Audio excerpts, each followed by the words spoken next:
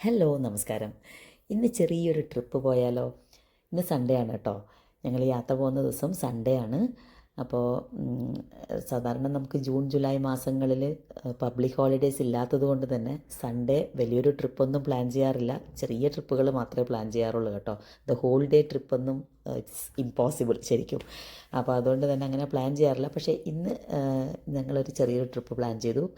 അതായത് ചിക്കബല്ലാപ്പൂർ, അതായത് നമ്മുടെ ബാംഗ്ലൂരിനടുത്ത് തന്നെയുള്ള വേറൊരു ഡിസ്ട്രിക്റ്റാണ് ചിക്കബല്ലാപ്പൂർ. അവിടെ ആദിയോഗിയുടെ സ്റ്റാച്യു കാണാൻ പോവാണ്.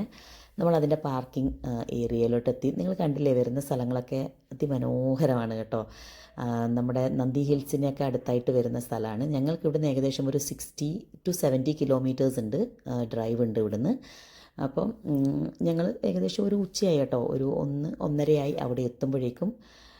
പക്ഷേ നമ്മുടെ ഇപ്പോഴത്തെ ബാംഗ്ലൂരിൻ്റെ വെതർ എന്ന് പറയുന്നത് ഒരു സൂപ്പർ വെതറല്ലേ. അതായത് നല്ല ക്ലൗഡി ആയിട്ട് ഇടയ്ക്ക് മഴയും ചാറ്റൽ മഴയൊക്കെ ആയിട്ടുള്ള നല്ല വിൻഡി ഡേയ്സാണ് ഇപ്പോൾ. അതുകൊണ്ട് തന്നെ അവിടെ എത്തിയപ്പോഴാവട്ടെ അതിമനോഹരമായിരുന്നു അവിടുത്തെ ആ ഒരു ആംബിയൻസും. ഇതിൻ്റെ ചുറ്റും നോക്കിയാൽ ഫുൾ മലകളാണ്. അതും മഴ ഉള്ളത് കാരണം എല്ലാം ഗ്രീനാണ് അവിടെ കാണുന്നതൊക്കെ തന്നെയും. നല്ല രസമായിരുന്നു കേട്ടോ. നമുക്ക് ഒട്ടും ചൂട് അനുഭവപ്പെട്ടിട്ടുണ്ടായിരുന്നില്ല.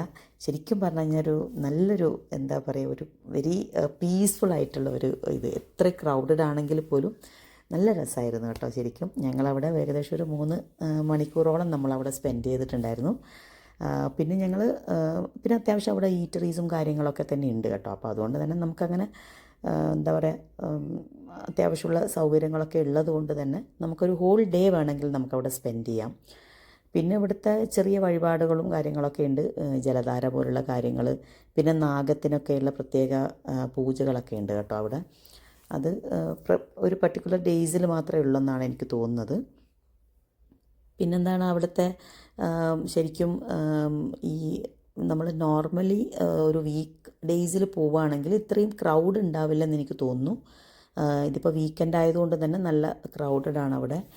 പക്ഷേ ഞങ്ങളിപ്പോൾ പോയത് ഉച്ചക്കാണെങ്കിലും ഞാൻ സജസ്റ്റ് ചെയ്യുന്നത് ഈവനിങ് പോവുകയാണെങ്കിൽ അതിമനോഹരമായിരിക്കും കേട്ടോ ശരിക്കും. നമുക്കൊരു 4 മണി 5 മണിക്കൊക്കെ അവിടെ എത്തുവാണെങ്കിൽ നമുക്ക് അവിടുത്തെ സൺസെറ്റൊക്കെ ആസ്വദിച്ച് പിന്നെ 7 മണിയാകുമ്പോൾ അവിടെ ലൈറ്റ് ആൻഡ് സൗണ്ട് ഷോ ഉണ്ട്. അപ്പോൾ അതൊക്കെ നമുക്ക് കണ്ടുകൊണ്ട് തിരിച്ചു വരാം.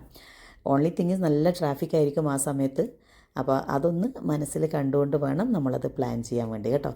അപ്പോൾ ഒരു വീക്കെൻഡിൽ 1 ഡേ ട്രിപ്പ് പ്ലാൻ ചെയ്യുകയാണെങ്കിൽ ഒരു മസ്റ്റ് വിസിറ്റാണ്. അപ്പോൾ see you in the next video.